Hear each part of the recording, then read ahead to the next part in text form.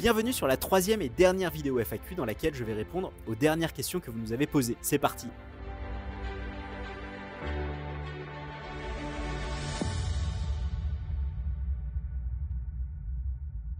Nous avons Maxen2473 qui nous dit qu'il souhaite investir à crédit, mais les taux sont élevés et il faut faire un effort de plus de 50% d'investissement. Alors je suppose que Maxen signifie qu'il faut faire un effort de plus de 50% pour avoir un investissement autofinancé. Je suppose que c'est en tout cas la question. Donc oui, effectivement, hein, les taux sont élevés, on le sait. Les taux sont plutôt en train de baisser, on le voit. Les taux directeurs ont déjà commencé à baisser à la BCE et à la Fed aux États-Unis. Donc ça devrait baisser. Évidemment, plus les taux baissent, plus l'autofinancement est facile à atteindre.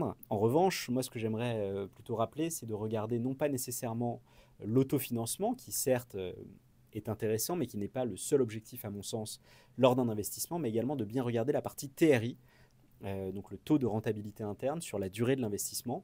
Et pour cela, le plus simple peut-être c'est de vous rapprocher d'un conseiller pour faire des simulations plus poussées avec vous. Mais oui, aujourd'hui, il reste intéressant de faire un crédit pour une raison assez simple, c'est qu'on a, j'ai envie de dire, de plus en plus de SCPI dont le rendement est très élevé. On a vu plusieurs SCPI au-dessus de 7%, une SCPI au-dessus de 8% en 2023. La tendance devrait plutôt être à la hausse des rendements également sur 2024.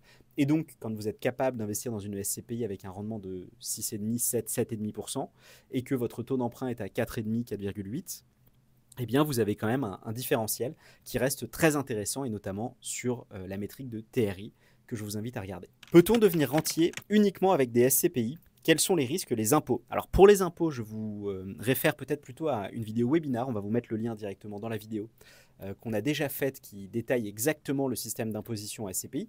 En revanche, pour répondre à votre question de peut-on devenir rentier uniquement avec des SCPI, bien sûr, nous avons certains investisseurs qui ont investi 1 million, 1,2 million, 1,3 million, et en imaginant même sur un investissement de 1 million un rendement, on va dire, de 5,5%, qui est élevé mais pas irréaliste, hein. On a vu que plusieurs SCPI étaient capables de faire au-delà de 5,5%, eh bien ça fait quand même une coquette somme de 55 000 € annuels de revenus SCPI. Donc je ne sais pas quel type de rentier vous souhaitez être, mais à 55 000 €, vous commencez à être un rentier qui vit correctement. Si on achète une SCPI en nue propriété, peut-on utiliser des intérêts pour faire une déduction fiscale?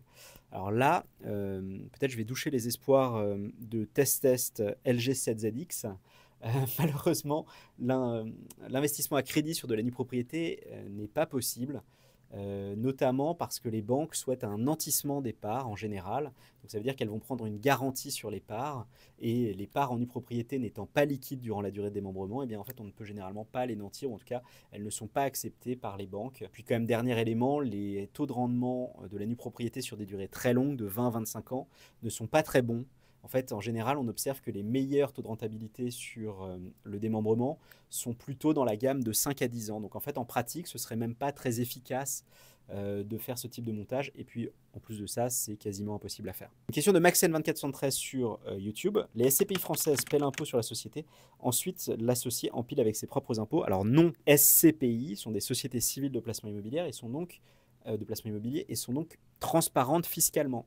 Il n'y a pas d'impôt sur les sociétés, c'est l'imposition du particulier uniquement qui s'applique. Donc sur la SCPI française, eh bien, vous aurez les dividendes qui sont versés avant, donc il n'y a pas d'impôt sur les sociétés, et vous allez payer en revanche, vous, l'impôt sur le revenu. Pareil, je vous réfère à la vidéo dédiée sur l'imposition qui vous permet de tout comprendre sur l'imposition des SCPI françaises par rapport aux SCPI européennes. Je tiens à le souligner, c'est un peu différent pour les SCPI européennes, puisqu'il y a effectivement une imposition dans le pays d'origine, mais qui en fait est généralement très favorable quand même, puisqu'on a un régime d'imposition beaucoup plus favorable sur les SCPI européennes lorsque l'on est résident français. Voilà. Je vous réfère à la vidéo dédiée qui pourra rentrer plus en détail sur ce sujet-là. Alors une question de Wildo1 sur Instagram. Plus il y a de parts émises, moins il y a de rendement. C'est pas exactement comme ça que ça fonctionne. En fait, les parts viennent en contrepartie d'un investissement. Donc plus il y a des parts émises, plus la SCPI a reçu de l'argent. Et donc plus elle a reçu de l'argent, plus elle achète de biens. Donc ce n'est pas un nombre de biens fixe. Notamment aujourd'hui, en fait, on parle de SCPI dites à capital variable. C'est-à-dire qu'elles peuvent augmenter leur capital. Et donc quand de nouvelles personnes arrivent, eh bien, ça achète de nouveaux immeubles. Donc en fait, il n'y a pas une dilution des associés existants, mais il y a bien un accroissement de la surface du patrimoine immobilier de la SCPI. Et donc de ce fait, eh bien, l'évolution du rendement va plutôt dépendre du niveau de qualité et de rendement de ce que l'on peut acheter à un moment donné. Je vous donne un exemple. On a vu plutôt un moment de crise immobilière sur les 2 dernières années.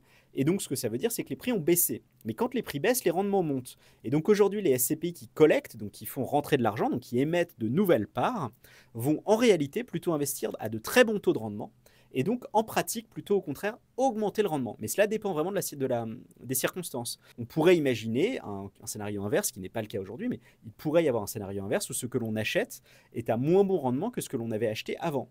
Aujourd'hui, c'est l'inverse. Tout ce qui est acheté de nouveau augmente le rendement. Puis dernière question, comptez-vous mettre en place un mécanisme type ETF sur les SCPI? Par exemple, j'achèterais le top 10 des taux de distribution, le top 50 des capitalisations, le top 5 des meilleures revalorisations, etc. C'est effectivement un sujet qu'on regarde. Il n'est pas nécessairement très simple à mettre en place. En revanche, on est en train d'explorer plusieurs options qui pourraient peut-être permettre dans le futur de proposer ce type de solution d'investissement. Bien écoutez, j'espère que ça vous a aidé. En tout cas, j'étais ravi de répondre à vos questions. Et puis à bientôt sur Louvainvest.